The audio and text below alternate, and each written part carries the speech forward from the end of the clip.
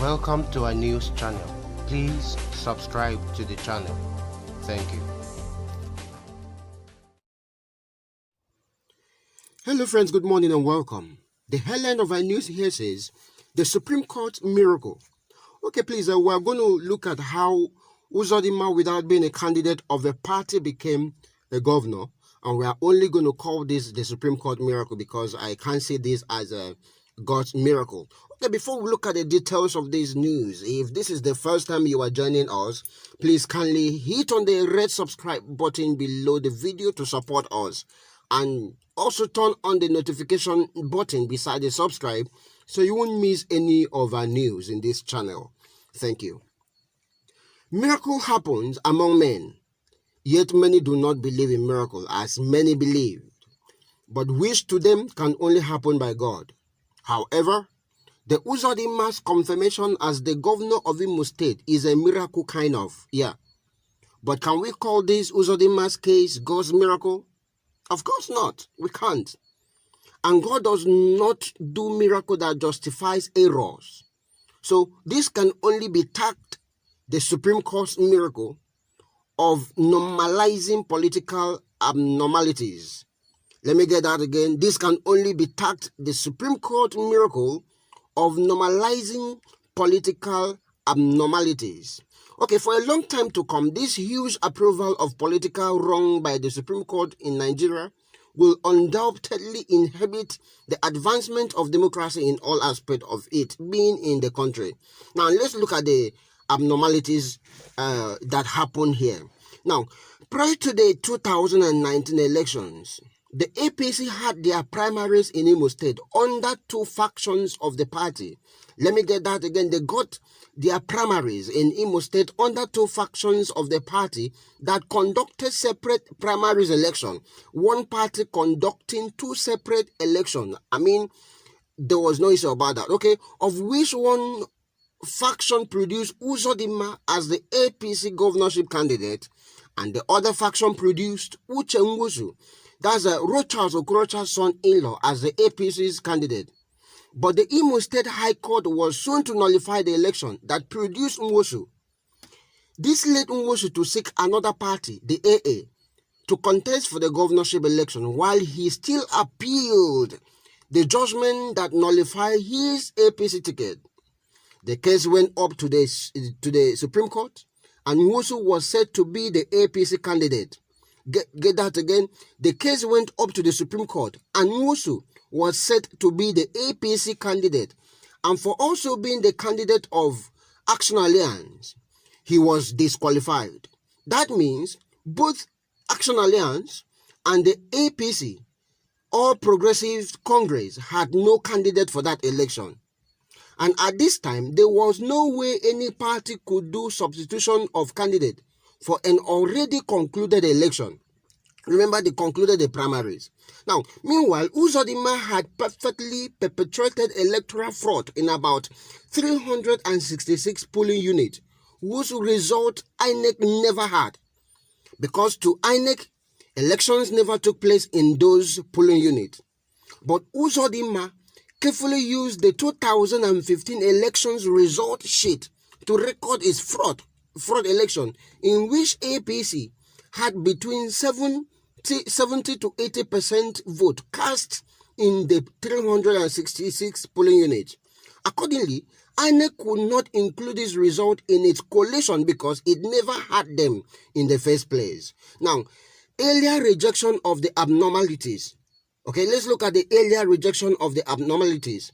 So, after the election and the PDP's Ihedioha sworn into office, that's after they've conducted the election and Ihedioha won, Uzodima went to the tribunal with his fraudulent result. Now, those results he took from the 215, the sheet he took from 215 election, asking that the result be included in INEC collated result. Okay, now at the tribunal, his plea was rejected and appealed the case, and it was dismissed at the appeal court as well.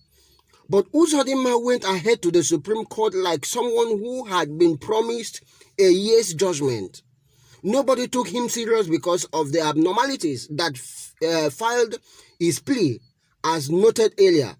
To the amazement of everyone, the Supreme Court refused to be supreme and did the unimaginable, as it declared Uzodima validly elected and sacked Ihedioha of the PDP, who had earlier been sworn in by reasons of INEC declaration. Now, at this point, before the Supreme Court could, declare him the winner, that means the Supreme Court agreed to include, all right, on their own. They agreed to include.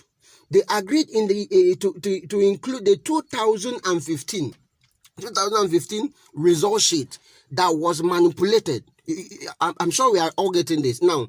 Soon after the Supreme Court judgment, the errors upon which the panel of judges had premised their judgment began to surface. The conflicting details in the written judgment of the court with that earlier given in the open court was the first signal. Then other errors surfaced. While Uzodima had complained of being excluded from 366 polling units, the Supreme Court added up votes from 388 polling units, which then also result to an aggregation of vote that was 176,000 votes, higher than the supposed vote expected from those polling units. On the basis of these glaring errors, the Supreme Court was approached again by the PDP and Ihedioha for a review to right the wrong made in the earlier judgment. So today, instead of them to correct the error made, the Supreme Court dismissed the call for it to make correction on its earlier judgment, which made Uzodima the governor of Imo State, even when he was not a candidate in the election, and no court has declared him as the candidate of the APC. Since the Supreme Court had earlier affirmed Uche Nwosu as the candidate of the APC. So Uzodima is undoubtedly the first and only Nigerian to become a governor without being the candidate of any party at the election time and without being declared to have been a candidate of a party even after the election by any court. Now, this is what the Supreme Court's miracle has done in the contemporary Nigerian democracy. Now, if you look at these details, though I've gotten a lot of reactions about it, people opening up, people saying a lot of things about it. Now, when the Holy Book said, don't give a precious thing to... when the Holy Book said, don't give a precious thing to a dog, lest it destroy it because it know not the value. What did you think it is talking about? It is exactly this scenario. How can you appoint someone who is not qualified to be a CGN, can Tanko represent Nigeria in a committee of Chief Justice of the different countries of the world and give a sound account of himself? Obviously no. This miscarriage of justice and rape of democracy he upheld will hurt our electoral jurisdiction as for a long time to come. Okay, this is coming from one of the person. This is coming from Mr. Thompson. Is just reacting on this. I now agree with President Buhari that the justice in Nigeria and indeed the Supreme Court of Nigeria are cash and carry. Judges more corrupt than the Nigerian police. Okay, this is still coming as a comment. So I've gotten a lot of comment. Now, looking at this scenario of Uzodima turning back, now at least when Ihedioha asked the court to make a review, at least there would have been time to sit down. For me personally, I think they would have sit down, look at the result for the sake of the country, if not for anything, for the sake of the people of Imo. We agreed. We said, it's how we want, not the other way around, not the people that is being chosen by the cabal or something. Because I believe if Uzodima is just pushed there. Let me put it that way. So miracle happens. And this is a miracle that is happening in Imo State. Somebody who had never been a member of a party.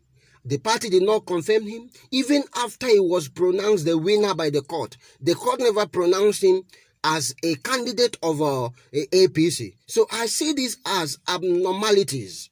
Yes, I see this as abnormalities. Somebody going back to get 2015 election result, a result sheet to manipulate, and the court cannot see this. So what is going on in this country? Okay, guys, what do you have to say about this story? I would like you to also drop your comment. I've got a lot of comments, about 200 and something comments concerning this, and I don't want to read all of them. As I said, a country where truth is bitter, a country where injustice is appreciated, a country where bad leaders are more than good ones, a country where education is not encouraging, a country where a professor is under the control of a secondary school certificate holder, a country where religion is like a curse, a country where leaders sees their citizens as properties. If a fool at 40 is a fool forever, what of a fool at 50 to 60? Okay, this is still coming as a comment, so kindly hit on the comment section of the video and drop your comment. What you think about this story? What you think about Uzodima becoming the governor of Imo State without being